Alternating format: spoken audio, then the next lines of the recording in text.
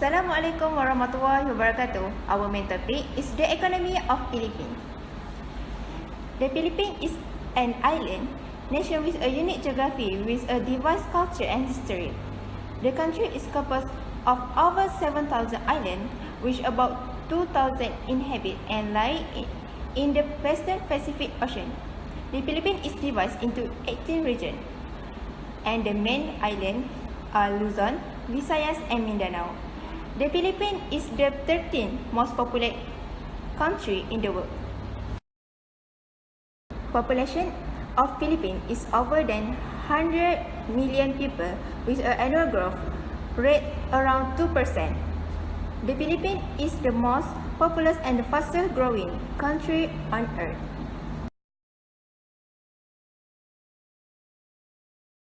The Philippines boasts the third largest Catholic population globally because early colonization by the Spanish. The Muslim population is about 5% and primarily in and around southern Mindanao region. Others represent Protestant, Muslim, and the other Christian denomination.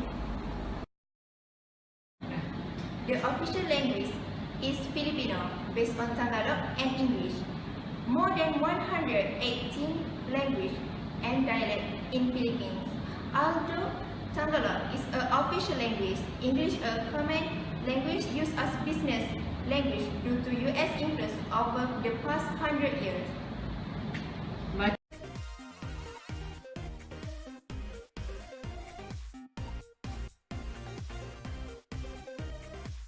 In 2017, Philippines is the third largest economy in the ASEAN and 13th largest economy in Asia after Indonesia and Thailand according to the International Monetary Fund statistics. The Philippines is the sixth richest in Southeast Asia by GDP per capita value after Singapore, Brunei, Malaysia, Thailand, and Indonesia. The Philippines is considered a newly industrialized country and it is currently one of Asia's fastest growing economies. Primary exports include semiconductors and electric products, petroleum, coconut oil, and fruits.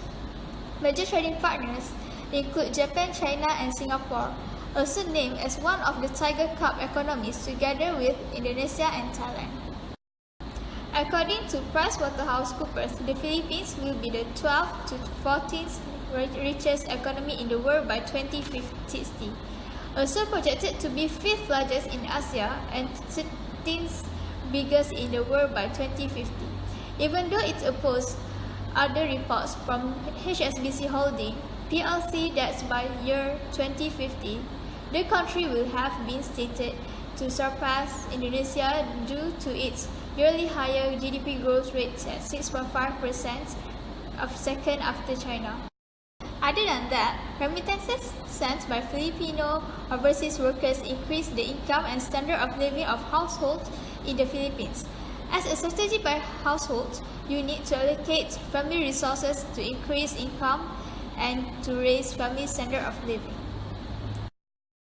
The analysis compares households with and without overseas workers to estimate the contribution of remittances to household income and to household standard of living. GDP of Philippines advanced 1.6% in the 3 months to December 2018, after an outwardly revised 1.5% growth rate in previous quarter. It was the strongest quarterly growth rate since the third quarter 2017, mainly boosted by the industry sector and agriculture, hunting, forestry, and fishing. In the December quarter, the industry sector expanded 1.9% compared to a 1.8% growth in the September quarter, and output rebounded for agriculture, hunting, forestry, and fishing 1.4% vs negative 1.7%. On the other hand, a slowdown was seen in the services sector 1.4% from 1.6%. Through the lens of household economic strategies, changes in land use and in the nature of farm enterprise in the upland are examined, using data obtained on Palawan Island and with particular attention to non-agriculture employment. Short fallow interval and small farm size are today common throughout Palawan. Many upland farms are specialized in particular crop as upland farming become more of an occupation of specific household members and less the way of life of entire household. However, such specialized changes over time as household undergo growth and domestic cycle. In addition, some members establish new income sources and residential based in their lowland.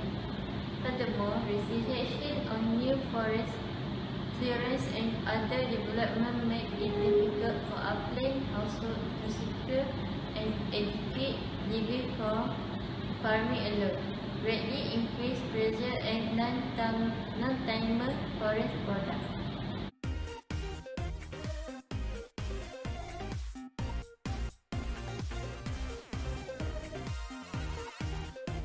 In 2018, the prices are rising faster than expected according to the Filipino Statistics Authority (PSA) as it reached 6.4% in August to 6.7% in September. Despite government upper forecast of 6.2%, the rate is the highest in over 9.4 years. Make Philippines are the highest in all of Asia. One of the measures is the rise of oil price worldwide. Philippines has to import oil and known as one of the biggest importers of oil in Asia. The tax reform law trained by the government, which include unleaded gasoline, diesel, kerosene, was moved in the wrong time. The idea is only make the inflation worse as the fact that oil price could reach 19% per barrel because of the limited resource from suppliers such as Venezuela and Iran. The weakening of peso also caused the inflation category as one of the weakest currency in ASEAN today. The import of oil become more costly as well as the other goods and services. Less developed or in developed countries, unemployment is one of the big measures that we have to face. Unemployment is a big portion of people that live a life without a proper job. In Philippines, unemployment still remains high, almost twice the level of other countries. The cause of unemployment is overpopulation and increase in labor force participation. This leads to the unavailability of jobs provided in the country. Thus, only a few people afford one. As population increase, more resources get used up in private needs such as food, clothing, and medical. The chance to use resources for saving and investment has decreased. Other than that, lack of quality education also affect the unemployment in Philippines. Today, even a middle-sized ladies required to have at least 1 or 2 years in college education. Thus, it might be hard for an individual to find a job without a certain skill or profession. However, in March 2019, the rate of unemployment in the Philippines inched lower to 5.2% from 5.3% from the last year. The graph showed that year 2017 is the highest in rate of unemployment but dropped from 6.6% to 5% in 2018. In year 2019, number of unemployed persons fell by 100,000 to 2.20 million and the number of unemployed dropped 387,000 to 41.37 million. The average of unemployment rates in Philippines is 8.34% from year 1994 until 2019.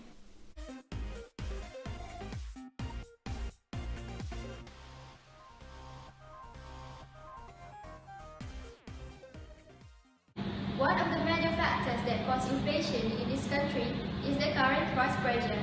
The utmost priority of the government to curb inflation is by restricting the price of the supply in order to ensure that there are no unethical individuals or groups are manipulating the price of goods. The government agency, which is Department of Trade and Industry, DTI, and Department of Agriculture, DA, should urge stricter price monitoring. The rising in commodity prices has prompted local economies to highlight the need for the government by implementing short-term intervention that can help citizens of Philippines to cope with high inflation. This way would also include imposing the price control and extending subsidies to stop the price pressure from escalating to the other level. Philippines also can raising its benchmark interest rates of the Bangko Sentral Philippines, also known as BSP. This is shown through the year of 2018. The central bank's role is to maintain stable price to promote sustainable economic growth and preserve the value of money. Thus, it must calibrate interest rates to level that is helpful for the economy. In order for the economy to grow, the central bank supplies more credit to banks for lending. It also lowers the interest rates and makes it cheaper for banks to lend to their clients. For instance, when banks lend more money to businesses at attractive rates, those businesses are able to buy more raw materials, hire more people, and boost people's pay. However, due to high demand for goods, it tends to drive the price up, which is a situation that must be avoided by the country. This is because it will come to the point that people don't want to spend. Job might occur when the business sales seems to be slower. So, in this situation, BSP is a balancing act. If it wants to put some brake on the economy and at the same time preventing the inflation from escalating to higher levels, it lessens the supply of credit. New job opportunities have accompanied economic growth in this country, but unemployment remains uprise. Flexible labor also acts to reduce poverty among the working class. The study analyzed the labor market from the perspective of workers' welfare. From the study, a number of labor market restrictions which have kept poverty levels high in the country were analyzed. The election season presented an opportunity to put poverty and unemployment issues at the forefront of national dialogue. It shows that the government